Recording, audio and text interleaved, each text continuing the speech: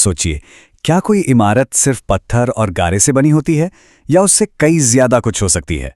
अयोध्या का ये भव्य राम मंदिर इसका एक बेहतरीन उदाहरण है। चलिए आज इसी प्रतिष्ठित संरचना के बारे में जानते हैं, जो न सिर्फ भारत के दिल में एक खास जगह रखती है बल्कि जिसका महत्व भी बहुत ज्यादा है। बिल्कुल जैसा ये कहता है, ये मंदिर सिर्फ एक मंदिर नहीं है, ये भारत की आस्था, संस्कृति और इतिहास का एक बहुत बहुत ही अहम प्रतीक है।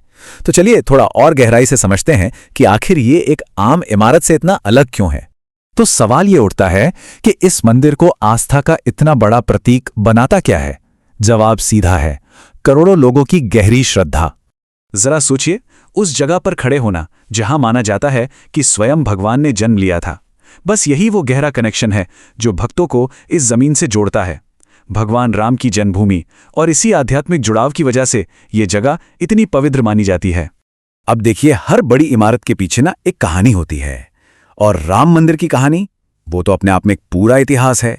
ये दशकों लंबा सफर था जिसमें विवाद थे, कानूनी लड़ाइयां थीं, और फिर एक ऐतिहासिक फैसला आया। ये टाइमलाइन हमें इस सफर के कुछ जरूरी पड़ाव दिखाती है। देखिए, एक लंबा विवाद चला दशकों तक, फिर आया साल 2019 जब सुप्रीम कोर्ट का एक ऐतिहासिक फैसला आया, और इसी फैसले के बाद श्री राम जन्मभूमि तीर्थ क्षेत्र ट्रस्ट बना, और बस फिर जमीन पर मंदिर का निर्माण कार्य शुरू हो गया। चलिए अब बात करते हैं उस चीज की जो इस मंदिर को इतना भव्य और शानदार बनाती है, और वो है इसकी वास्तुकला। कमाल की है, ये पारंपरिक भारतीय शिल्पकला का एक जीता जागता नमूना है। मंदिर को नागर स्टाइल में बनाया गया है। ये उत्तर भारत के मंदिरों की एक बहुत ही पुरानी और पारंपरिक शैली है। इसकी सबसे बड़ी पहचान क्या है? इसके ऊंचे ऊंचे शिखर जो ऐसे लगते हैं मानो आसमान को छू रही कोई पवित्र चोटी हो। और मंदिर की असली खूबसूरती तो इसकी डिटेल्स में है।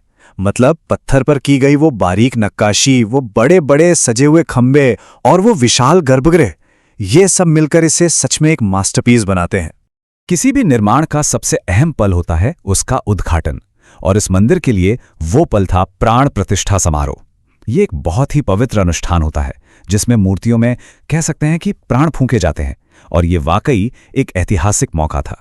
22 जनवरी 2024 ये तारीख भारत के इतिहास में हमेशा के लिए दर्ज हो गई है। इसी दिन पूरी दुनिया ने मंदिर के भव्य उद्घाटन और मूर्तियों के अभिषेक को देखा।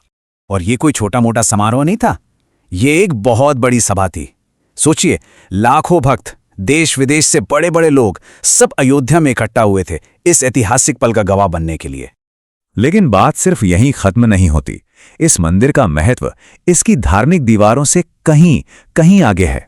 ये भारत की संस्कृति का एक अहम हिस्सा बन चुका है।